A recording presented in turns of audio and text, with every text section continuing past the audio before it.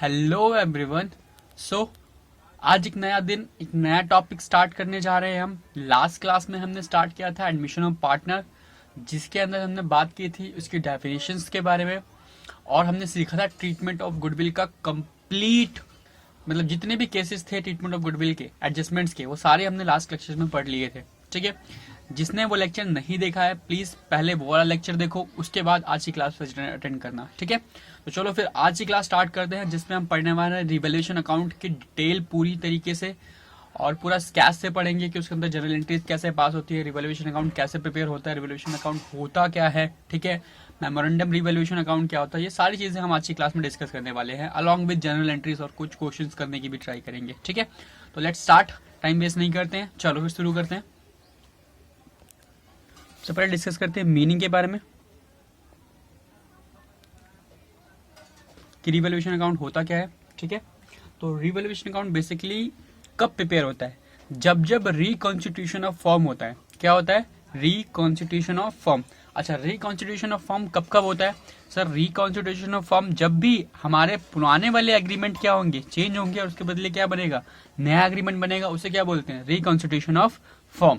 तो reconstitution of form कब का होता है? रिकॉन्स्टिट्यूशन फॉर्म होता है सर चेंज इन पीएसआर के केस में, एडमिशन ऑफ पार्टनर के केस में, डेथ ऑफ अ पार्टनर के केस में, और रिटायरमेंट ऑफ अ पार्टनर के केस में। ठीक है, इन सब के केस में क्या बनता है? Revaluation account. ठीक है, तो revaluation account is prepared to record the revised new value in the books of accounts and profit or loss arrived from this process shall be transferred to partners capital current account। ठीक है भाई, तो समझ में आया revaluation account क्या होता है?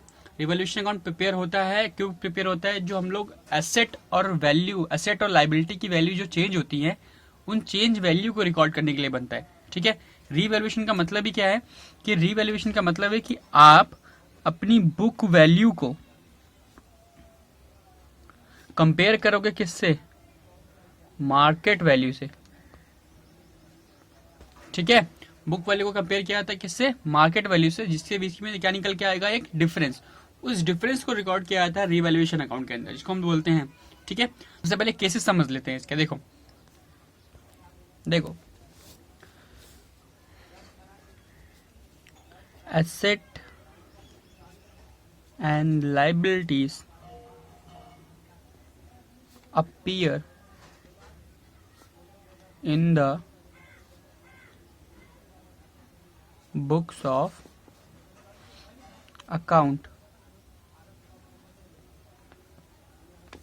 ठीक है, इसके दो केसेस हैं बेसिकली, इसके दो केसेस बनते हैं।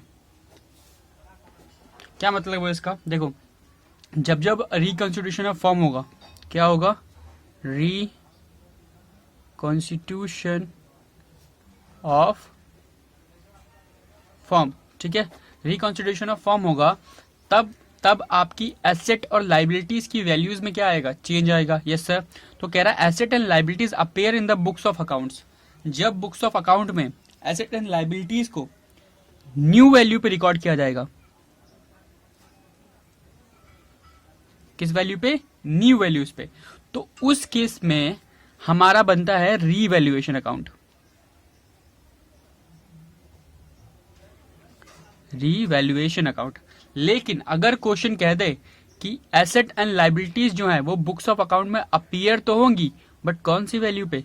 ओल्ड वैल्यू पे, मतलब वैल्यूज को चेंज नहीं किया जाएगा, तो उस केस में प्रिपेयर होता है मेमोरेंडम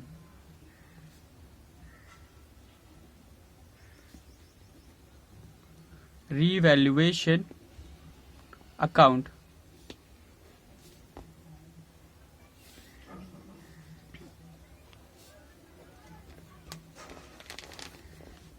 ठीक है भाई, तो देख लो, दो बातों का ध्यान रखना कि asset and liabilities appear in the books of accounts किस वैल्यू पे, न्यू वैल्यू पे। तो अगर आपकी एसेट एंड लाइबिलिटीज किस वैल्यू पे रिकॉर्ड हुई है, न्यू वैल्यू पे, तो क्या बनेगा, रिवैल्यूएशन अकाउंट।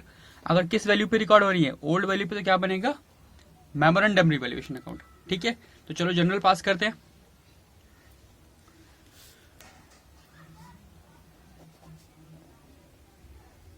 Journal entries. ठीक है,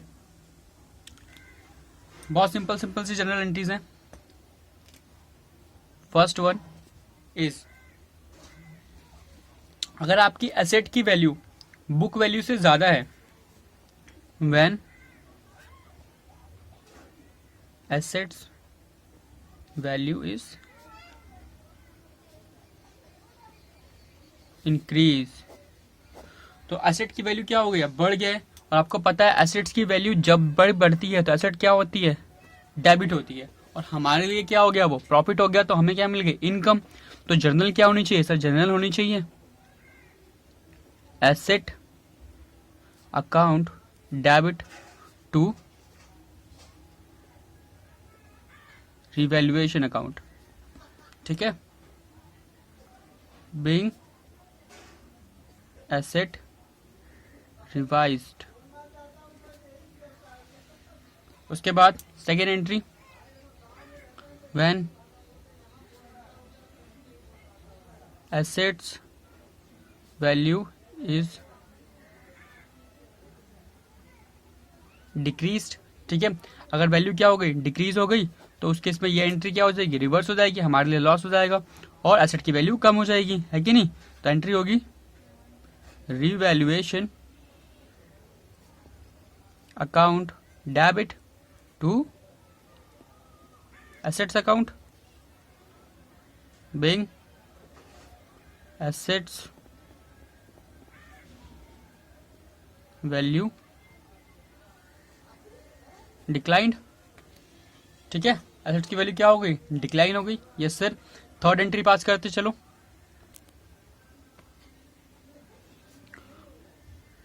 व्हेन लाइबिलिटी इंक्रीज, क्या इंक्रीज हो रहा है, लाइबिलिटी इंक्रीज हो रही है। तो एंट्री क्या होगी सर, लाइबिलिटी इंक्रीज होती है, तो हमें पता है लाइबिलिटी क्या होती है, क्रेडिट होती है, और हमारे लिए वो क्या है, लॉस है। तो क्या करेंगे इसको, revaluation account debit to sundry liability account. ठीक है, बीइंग लाइबिलिटी रिकॉर्डेड। ठीक है, व्हेन लाइबिलिटी इंक्रीज हो गया या फिर कोई अनरिकॉर्डेड लाइबिलिटी आ गई।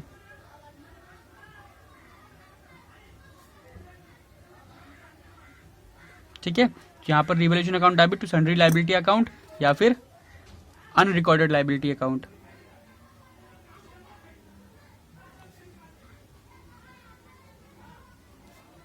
दोनों का मतलब सेम ही है। ठीक है, and the fourth entry is कि लाइबिलिटी हो गया, अब लाइबिलिटी डिक्रीज भी हो सकती है ना, व्हेन लाइबिलिटी डिक्रीज। तो डिक्रीज होगी तो क्या एंट्री होगी सर, डिक्रीज होगी तो हमें फायदा होगा, है ना, और लाइबिलिटी डेबिट हो जाएगी, तो एंट्री होगी sundry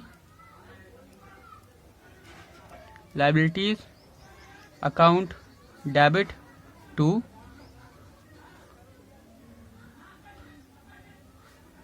revaluation account. Okay, narration में लिखोगे बीइंग लाइबिलिटी डिक्रीज। ठीक है भाई, समझ में आई एंट्री आपको चारों। Okay, and the last entry is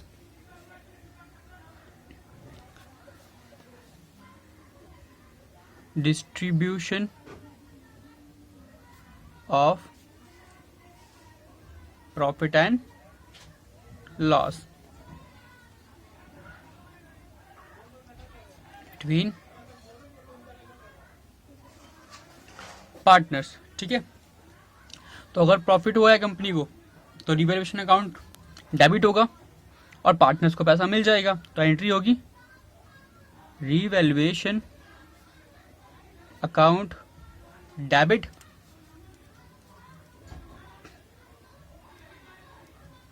to partners capital account. ठीक है, नरेशन में क्या लिखोगे, being revaluation profit is distributed। और इन केस ऑफ लॉस, अगर कंपनी को क्या हो रहा है सर, लॉस हो रहा है, तो लॉस के केस में ये एंट्री क्या हो जाएगी, रिवर्स हो जाएगी। लॉस के केस में एंट्री रिवर्स हो जाएगी। ठीक है, तो फटाफट से फॉर्मेट बनाते हैं एडमिशन रिवैल्यूएशन अकाउंट का। रिवैल्यूएशन अकाउंट, चलो फॉर्मेट रेडी करो। So here it is, format is ready हो गया अपना। ठीक है, और फॉर्मेट में फटाफट से एंट्रीज पास कर लेते हैं। देखो, सबसे पहले हमने कहा था कि अगर एसेट इंक्रीज हो रहा है तो रिवैल्यूएशन अकाउंट क्या होगा, क्रेडिट होगा, क्योंकि हमारे लिए इनकम होती है। तो by increase in asset. Similarly अगर हमने कहा था कि एसेट्स की वैल्यू क्या हो रही है, डिक्रीज हो रही है, तो क्या होगा, वो डेबिट होगा। तो to decrease in asset. Okay, similarly हमने कहा था अगर लाइबिलिटी क्या हो रही है, बढ़ रही है, तो इधर आएगा to increase in liability. Okay, और फिर हमने पढ़ा था कि अगर लाइबिलिटी क्या हो रही है, डिक्रीज हो रही है, तो हमारे लिए क्या है, इनकम। तो बाय डिक्रीज इन लाइबिलिटी। ठीक है, इस तरीके से आपका कोई अनरिकॉर्डेड लाइबिलिटी है या एसेट है, तो एसेट आपके लिए इनकम है, तो वो इधर आएगा, अनरिकॉर्डेड एसेट, और अनरिकॉर्डेड लाइबिलिटी इधर आएगी।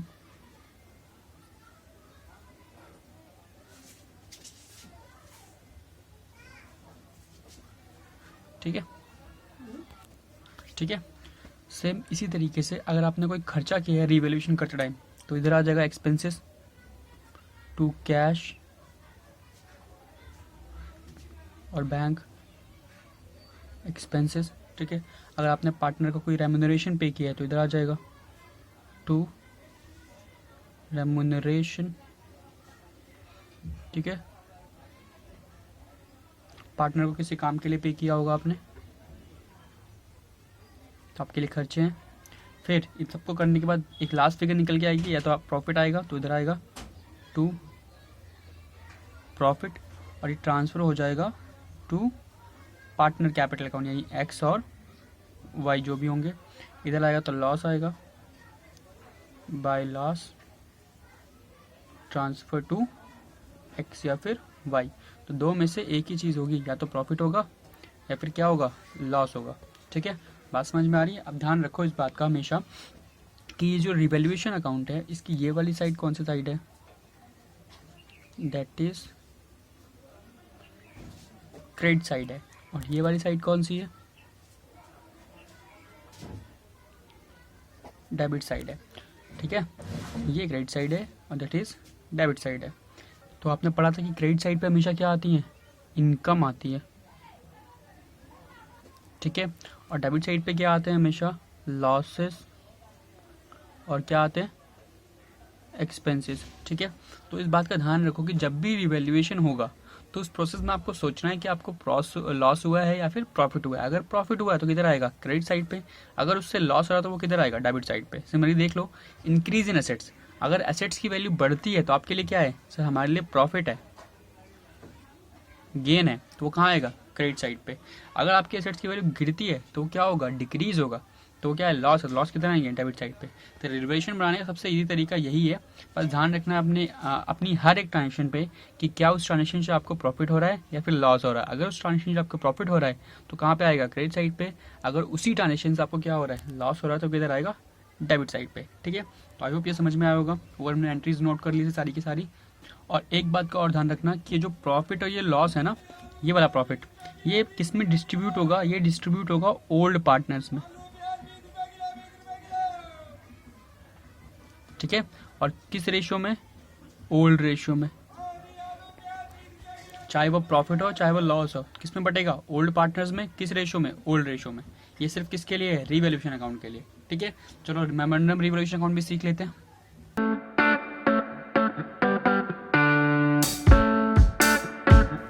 Here it is. अब क्या बोलता है क्वेश्चन में, तब मेमोरेंडम रिवैल्यूएशन अकाउंट बनेगा when asset and liabilities values are appeared in the books at old values. अगर एसेट और लायबिलिटीज की वैल्यू चेंज नहीं हो रही है, उनको ओल्ड वैल्यू पे ही रिकॉर्ड कर रहे हैं, तो उस केस में हम क्या बनाएंगे, मेमोरेंडम रिवैल्यूएशन अकाउंट। ठीक है, फॉर्मेट रेडी करते हैं इसका। चलो हियर इट इज। तो फॉर्मेट हमारा रेडी हो गया मेमोरेंडम रिवैल्यूएशन अकाउंट का। अच्छा, रिवैल्यूएशन अकाउंट और मेमोरेंडम रिवैल्यूएशन अकाउंट में ज़्यादा कोई फर्क नहीं है, ये भी बिल्कुल रिवैल्यूएशन अकाउंट की तरह ही बनता है और उसी के कॉन्सेप्ट पे ही बनता है, बस एक थोड़ा सा चेंज है। तो इस क्वेश्चन को, इस मेमोरेंडम रिवैल्यूएशन अकाउंट को हम एक क्वेश्चन के थ्रू समझेंगे। ठीक है, चलो स्टार्ट करते हैं, क्वेश्चन करके देखते हैं। हियर इट इज, हमारे पास एक क्वेश्चन है, तो पहले क्वेश्चन पढ़ लेते हैं, उसके बाद मेमोरेंडम रिवैल्यूएशन अकाउंट सीखेंगे इसी क्वेश्चन के थ्रू। ठीक है, तो क्वेश्चन है, following was the balance sheet of A B C who are equal partners, यानी कि उनका रेशियो कितना होगा, 1:1:1 as at 31 March 2019। Bills payable कितना है, 3300, creditors 6000, capitals A B C. ठीक है, एसेट में आपके पास कैश है, डेटर है, स्टॉक है, फर्नीचर है और बिल्डिंग है। ओके, चलो एडजस्टमेंट देखते हैं। उन्होंने कहा है दे admit D into partnership from 1 April 2019 for 1/4 share. तो डी कितने के लिए आ रहा है, 1/4 शेयर के लिए, in the profit on the following terms. अब डी जब आ रहा है तो डी हो रहा है, तो क्या हो रहा है, रिकॉन्स्टिट्यूशन ऑफ फर्म, और वहाँ पे चीज़ें क्या होंगी, चेंज होंगी। देखो क्या क्या चेंज हुआ है। कह रहा है D should bring in 9000 for goodwill and 15000 as a capital. तो डी क्या लेके आया है, 9000 गुडविल लेके आया, 15000 कैपिटल लेके आया। इसको भी करेंगे। स्टॉक एंड फर्नीचर भी रिड्यूस्ड, यानी वैल्यू क्या हो गई स्टॉक एंड फर्नीचर की, कम हो गई, कितने से, 10% से। तो हमारे लिए ये क्या हो गया, लॉस हो गया। लॉस किधर आते हैं, डेबिट साइड पे। ठीक है, ठीक है, next point is a provision for 5% on debtor be created for doubtful debts. तो हमने क्या बना दिया, प्रोविजन। प्रोविजन होती क्या हमारे लिए, लायबिलिटी होती है। तो लायबिलिटी बढ़ गई, तो बढ़ गई तो हमारे लिए क्या हो गया, लॉस हो गया। मैंने कहा बहुत बढ़िया सब। आगे देखो, अ liability for 18080 be created against dishonoured bills discounted from NBFC। तो आपने बिल डिस्काउंट कराया था, उसके अगेंस्ट क्या बढ़ गई आपकी लायबिलिटी, तो ये भी आपके लिए लॉस है। उसके बाद the value of building is undervalued by 8500। Under valued है, यानी बिल्डिंग की वैल्यू क्या है, अंडर वैल्यूड, ऑलरेडी 8500 से कम है, आपको बढ़ानी है बिल्डिंग की वैल्यू, यानी आपके लिए क्या हो गया, प्रॉफिट हो गया। ये वर्ड याद रखना, वैल्यूड, ईड का मतलब पास्ट टेंस। तो पहले पास्ट में कम थी, अब आपको क्या करनी है, बढ़ानी है। ठीक है, उसके बाद बाकी कह रहा है 6 point, the values of liability and asset other than cash are not to be altered. तो कैश के अलावा और कोई लायबिलिटी अल्टर्ड हुई नहीं है। ठीक है, बाकी सारी सेम वैल्यू पे। तो चलो फिर बनाते हैं फटाफट से इनका account, that is memorandum revaluation account. से आ जाओ अपने अपने फॉर्मेट्स के ऊपर।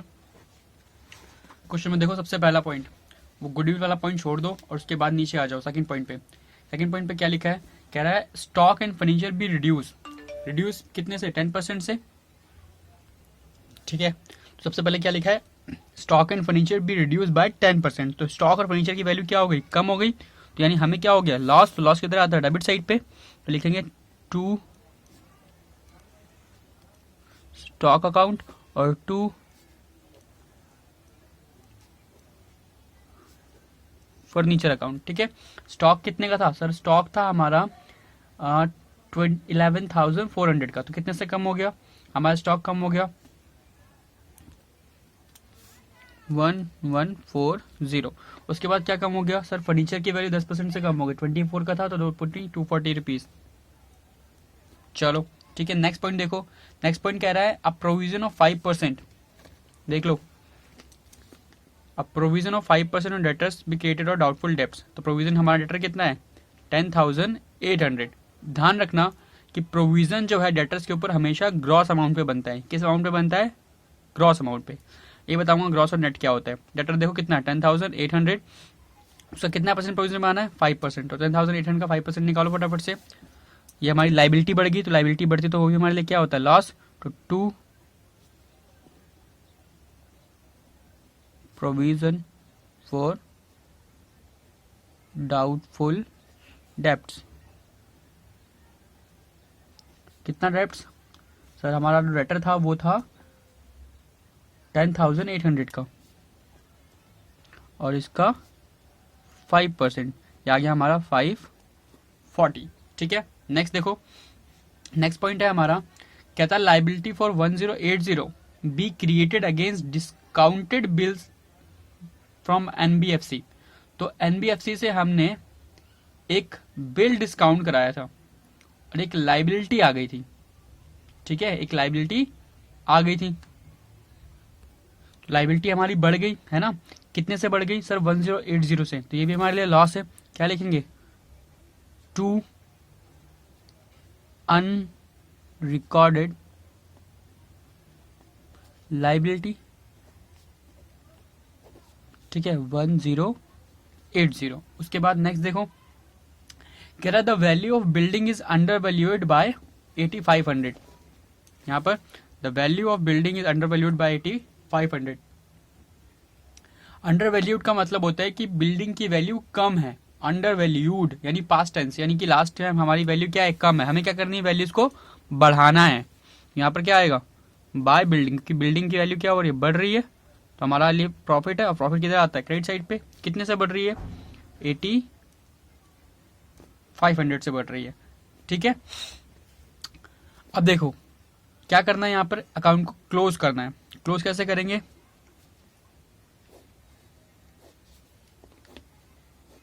टोटल कर लो। टोटल जो आएगा हमारा कुछ आएगा 8500। ठीक है, और हम टोटल करते हैं इसको भी, टोटल कर ले इसको भी।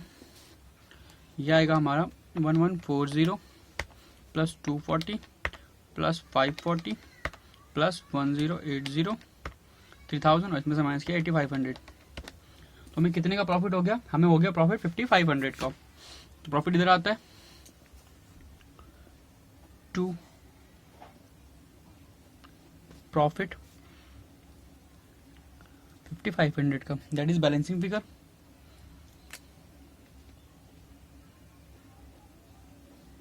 अब यही प्रॉफिट किसको मिलेगा? ए, बी और सी को। ये प्रॉफिट बढ़ जाएगा किसमें? ए, बी और सी में। कौन सी रेशियो में बटेगा सर? हमने पढ़ा था अभी कि जो रिवैल्यूएशन अकाउंट का प्रॉफिट होता है वो कौन सी रेशियो में बनता है? ओल्ड रेशियो में। रिवैल्यूएशन अकाउंट बिल्कुल ऐसे ही बनाना है हमको। ठीक है, मेमोरेंडम वाला पार्ट तो भी स्टार्ट होगा, अभी ये रिवैल्यूएशन अकाउंट की तरह चल रहा है। ठीक है, तो ये किस में बटेगा? ये बटेगा सर ओल्ड रेशियो में। तो इनकी ओल्ड रेशियो क्या थी सर? इक्वल थी। तो इक्वल थी तो बांट देते हैं फटाफट से। 5500 डिवाइड बाय 3, 1833। ठीक है, तो पैसे सबको मिल जाएंगे। कितने कितने मिलेंगे? 1833, 1833, और ये मिलेगा 1834 किसी को, कि हमें इक्वल लेना है। ठीक है, ये हो गया हमारा 8500। यहाँ खत्म हुआ हमारा रिवैल्यूएशन अकाउंट। अब मेमोरेंडम वाला पार्ट यहाँ से स्टार्ट होगा। ठीक है, चलो अब मेमोरेंडम कैसे बनाना है उसी को आगे कंटिन्यू करते हैं। अब मेमोरेंडम रिवैल्यूएशन अकाउंट बनाने के लिए आपको क्या करना है? ये वाली आइटम्स है जो आपने क्रेडिट साइड लिखी है उसको यहाँ पे डेबिट साइड करना है, यानी क्रॉस करना है। और ये जो एसेट आपने लिखे हैं इस तरफ, जो लॉसेस हो रहे हैं वो इस तरफ आएंगे, यानी क्रॉस मल्टीप्लाई करना है बेसिकली। इस तरीके से मेमोरेंडम रिवैल्यूएशन अकाउंट ऐसे बनता है। ये जो बिल्डिंग है अब इस तरफ आ जाएगी और ये जितनी भी आइटम्स इधर लिखी हैं वो सारी इधर आ जाएंगी। ठीक है, उनको फटाफट से लिख लेते हैं। इधर आएगा बाय स्टॉक, बाय फर्नीचर, ठीक है, बाय प्रोविजन फॉर डेब्ट्स, ठीक है, और बाय अनरिकॉर्डेड लाइबिलिटी।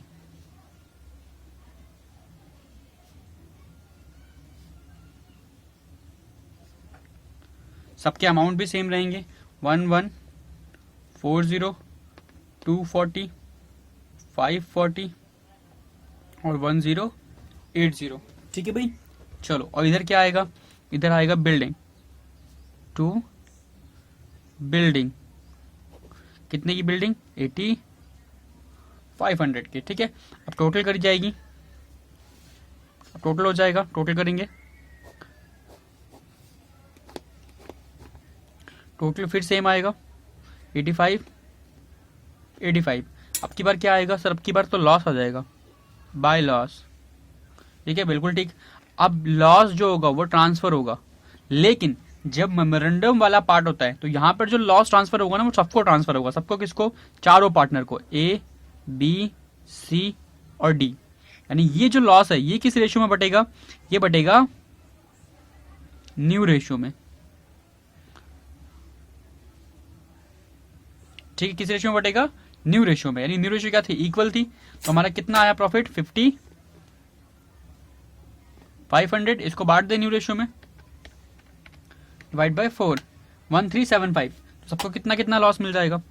1375, 1375, 1375 और 1375। ठीक है, तो समझ में आया मेमोरेंडम रिवैल्यूएशन अकाउंट कैसे बनता है? कुछ नहीं करना, जैसे आपका रिवैल्यूएशन अकाउंट बनाते हो ना, एज इट इज वैसे ही बनाना है। बस मेमोरेंडम में क्या हो जाता है कि ये जो चीजें हैं ये क्रॉस मल्टीप्लाई होती हैं, ये वाली इधर आती हैं और ये वाली इधर आती हैं। तो जो प्रॉफिट हो रहा होगा वो क्या आ जाएगा? लॉस। और अगर लॉस हो रहा होगा तो क्या आ जाएगा? प्रॉफिट। यहाँ पर जो प्रॉफिट होता है रिवैल्यूएशन अकाउंट का वो किस रेशियो में बढ़ता है? ओल्ड रेशियो में। लेकिन जो मेमोरेंडम वाला प्रॉफिट और लॉस होता है वो किस में बढ़ता है? न्यू रेशियो में। बेसिकली क्यों करते हैं हम ऐसा?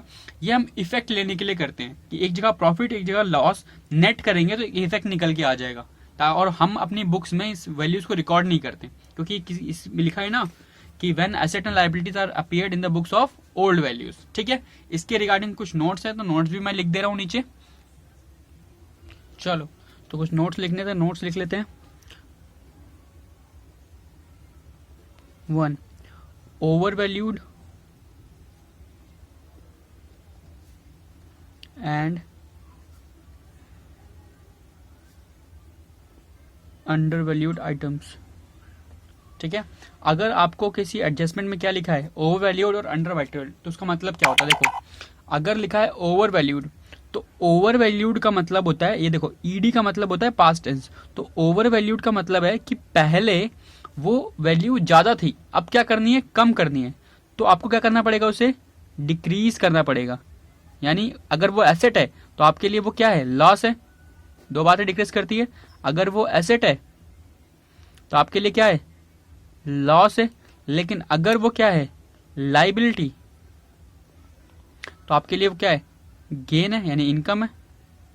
तो उस हिसाब से वो कहां जाएगा? रिवैल्यूएशन अकाउंट में। Same under valued, under valued का मतलब है पहले वो चीज कम थी, अब क्या करनी है? आपको उसे इंक्रीज करना है। ठीक है, इंक्रीज करना है। तो फिर वो बातों पर डिपेंड करती है किसके ऊपर? या तो वो क्या होगा? एसेट्स, या फिर क्या होगा? लाइबिलिटी। तो अगर एसेट है तो आपके लिए वो बढ़िया है, यानी इनकम है, इनकम इंक्रीज हो रही है। और अगर लाइबिलिटी इंक्रीज हुई तो वो क्या हो गया? लॉस। तो loss debit side, income credit side. ठीक है, तो ओवर वैल्यूड और अंडर वैल्यूड में बड़ा ध्यान देना। ठीक है, next point, note number 2।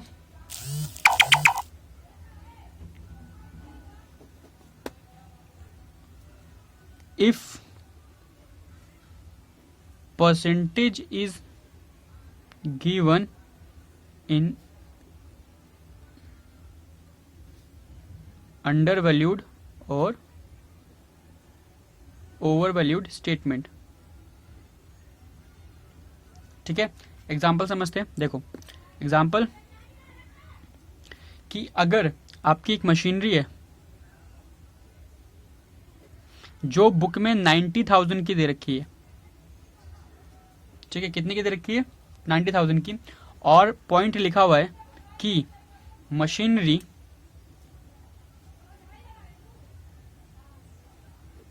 Is under valued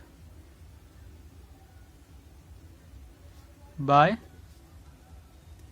10%। यानी मतलब क्या है कि मशीनरी की वैल्यू क्या है? कम हो रखी है पहले से। आपको क्या करना है? आपको वो वैल्यू इंक्रीज करनी है। ठीक है, अब ये जो मशीनरी है ये ऑलरेडी 10% क्या है? कम है। तो ये कितने परसेंट होगी? 90%। आपको बढ़ानी है तो कैसे निकालोगे वैल्यू? वैल्यू निकालने के लिए बहुत सिंपल तरीके से यूज करना है। जो भी एसेट की वैल्यू होगी, ठीक है, एसेट वैल्यू, उसको डिवाइड करना है उसकी परसेंटेज से और मल्टीप्लाई कर देना इससे, जो भी एडजस्टमेंट गिवन होगी। ठीक है, तो आपकी वैल्यू निकल जाएगी। बेसिकली कैसे? 90,000 डिवाइड बाय 90 इंटू में 10, तो कितने से कम होगी वैल्यू हमारी? 10,000 से वो वैल्यू क्या है, आपको क्या करनी पड़ेगी? 10,000 से वो वैल्यू बढ़ानी पड़ेगी। ठीक है, समझ में आया? Okay, note number 3।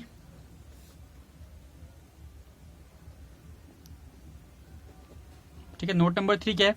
Note number 3 है डेटर के लिए। क्या डेटर के लिए? कि प्रोविजन इज ऑलवेज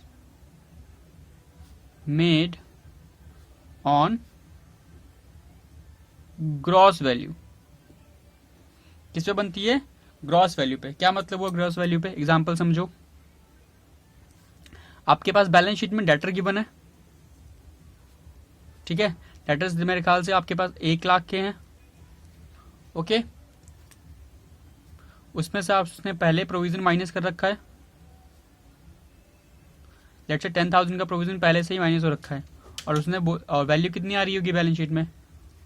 90,000। और एडजस्टमेंट में लिखा है कि प्रोविजन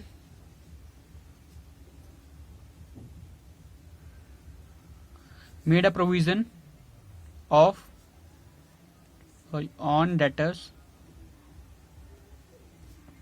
एट द रेट 20%। ठीक है, तो आपको प्रोविजन बनाना है, कितना बनाना है? 20%। अभी 20% किस पे बनेगा? 90 पे बनेगा या 100 पे बनेगा, यानी 1 लाख पे बनेगा? बताओ मुझे, ये जो प्रोविजन है 20% वाला, वो 90,000 पे बनेगा या 1 लाख पे बनेगा? सर हमेशा ग्रॉस वैल्यू पे बनता है। किस पे बनता है? ग्रॉस वैल्यू पे। तो ये वैल्यू कौन सी है? ये ग्रॉस वैल्यू है। ये कौन सी है? ये नेट है। तो नेट पे कभी नहीं बनता, हमेशा किस पे बनता है? ग्रॉस पे। तो आपकी ग्रॉस वैल्यू कितनी है? 1 लाख। तो 1 लाख का 20% कितना हो गया? 20,000। ठीक है, तो क्या प्रोविजन 20,000 से बनेगा? नहीं नहीं नहीं, लाइबिलिटी 20,000 से बड़ी नहीं है। देखो, आपका ऑलरेडी 10,000 का प्रोविजन बन रखा था, है ना? तो न्यू लाइबिलिटी अगर हम देखें, आपको पहले से पता था कि आपका खर्चा कितना होने वाला? 10,000, लेकिन टोटल खर्चा कितना हुआ? 20,000। तो पहले तो 10,000 के लिए आपने पहले तैयारी कर रखी थी, है ना? आपको पहले से पता था कि 10,000 का खर्चा होने ही वाला है। तो खर्चा कितने से बढ़ा है? बढ़ा कितने से है? सर 10,000 से। वो आपकी लाइबिलिटी है। ठीक है, क्वेश्चंस में ये पॉइंट बहुत फ्रिक्वेंटली मिलते हैं, बड़ा ध्यान रखना इन चीजों का। ये तीनों नोट्स बहुत इंपॉर्टेंट है। डेटर वाला तो बहुत ज्यादा इंपॉर्टेंट है, अंडर वैल्यूड ओवर वैल्यूड वाला परसेंटेज का, और फिर अंडर वैल्यूड और ओवर वैल्यूड। ठीक है, एक क्वेश्चन समझ लेते हैं। चलो ये क्वेश्चन देखते हैं। क्वेश्चन कह रहा है X Y and Z are partners, share profit as a ratio 5:3:2, यानी ये कौन सी ratio? Old ratio. They decide to share their future profit as 4:3:3, यानी उन्होंने अपनी रेशियो क्या कर ली? चेंज कर ली। With effect from the 1 April 2019 on this date the following revolution are taken place. मैंने कहा था रेशियो अगर चेंज होगी तो वहां पर क्या होगा? Reconstitution of form.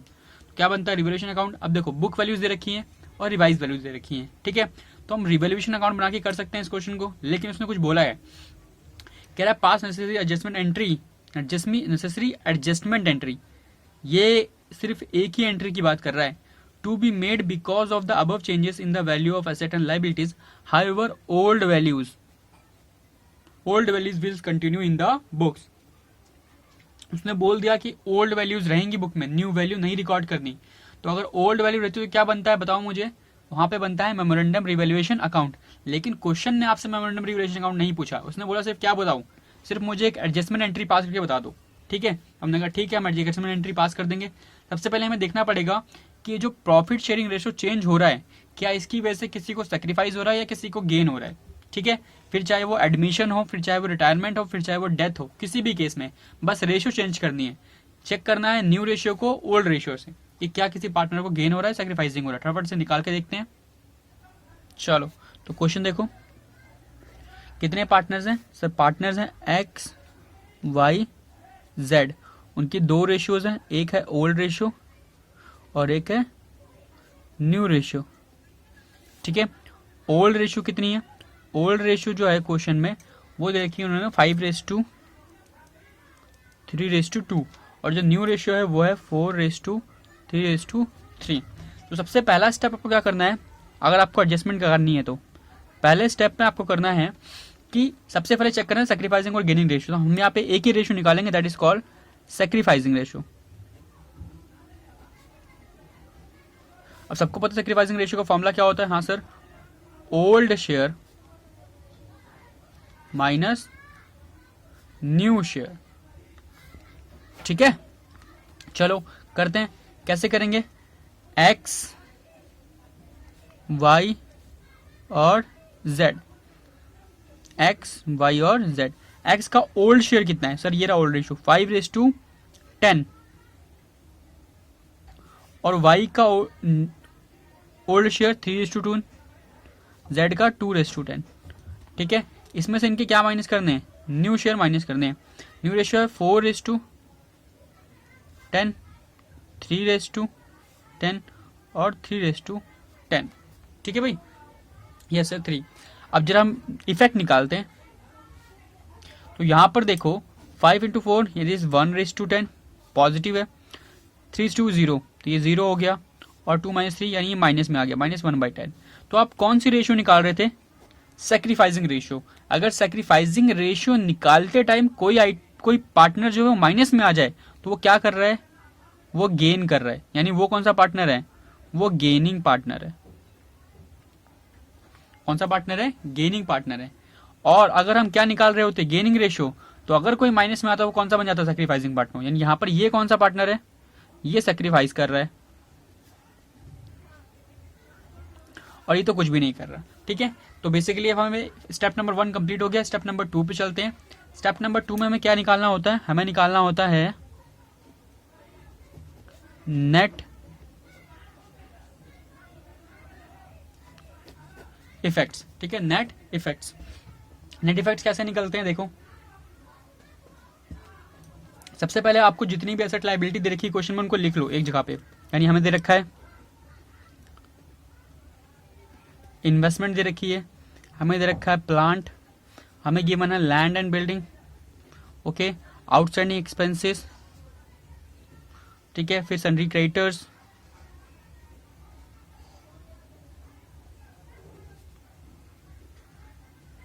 डेटर्स और क्रेडिटर्स। ठीक है, अब इनकी बुक वैल्यूज दे रखी है और इनकी रिवाइज वैल्यूज। ठीक है, बुक वैल्यू कितनी कितनी है सर? बुक वैल्यू 22,000, 25,000, 40,000, 5,600, 60,000 और 70,000। ठीक है, रिवाइज वैल्यू 25,000, 20,000, 50,000, 6,000, 50,000 और 60,000। ठीक है, यहां पर हम निकालेंगे नेट इफेक्ट।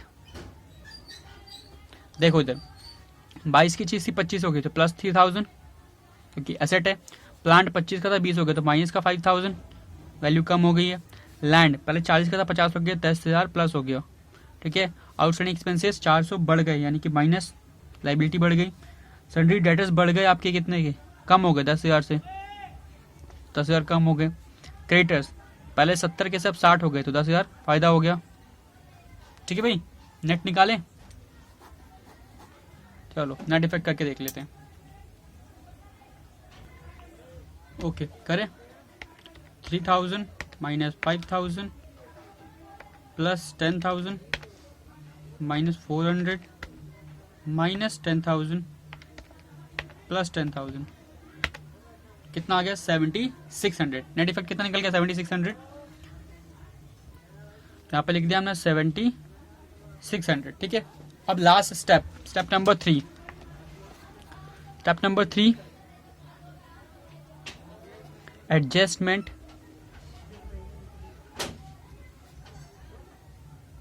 एंट्री। ठीक है, एडजस्टमेंट एंट्री पास करनी है। अब देखो, जब भी ऐसा कुछ होगा तो जो गेनिंग पार्टनर होगा ना वो पे करेगा किसको? सैक्रिफाइसिंग पार्टनर को हमेशा। फिर चाहे वो कोई भी चैप्टर हो, एडमिशन, रिटायरमेंट, डेथ, कुछ भी हो, हमेशा ध्यान रखना जो गेनिंग पार्टनर वो किसको पे करेगा? सैक्रिफाइसिंग पार्टनर को। तो एंट्री क्या होगी? एंट्री यहां पर ये होगी कि Z capital account debit to किसको मिलेगा? एक्स को।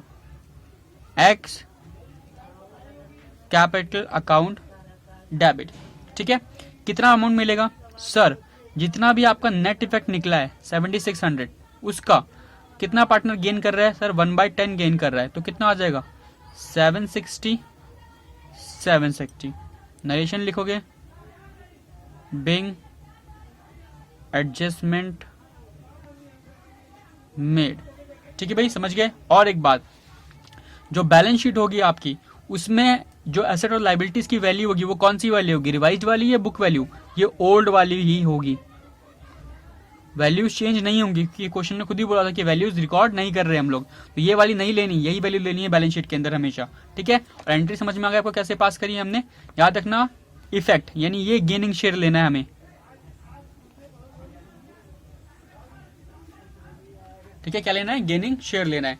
तो 3 स्टेप्स में आपका क्वेश्चन सॉल्व हो जाएगा। अगर क्वेश्चन कहता है कि नहीं मेमोरेंडम अकाउंट बनाओ, तो मेमोरेंडम अकाउंट बनाना है वो। और अगर बोलता है कि मेमोरेंडम अकाउंट नहीं बनाना, क्या करके दिखाओ? इफेक्ट दे के दिखाओ, या फिर एडजस्टमेंट एंट्री पास करके दिखाओ, तो एडजस्टमेंट एंट्री ऐसी पास करेंगे। 3 स्टेप। पहले क्या निकालोगे? सैक्रिफाइसिंग और गेनिंग रेशियो, फिर निकालोगे नेट इफेक्ट, और फिर उसके बाद निकालोगे एडजस्टमेंट एंट्री।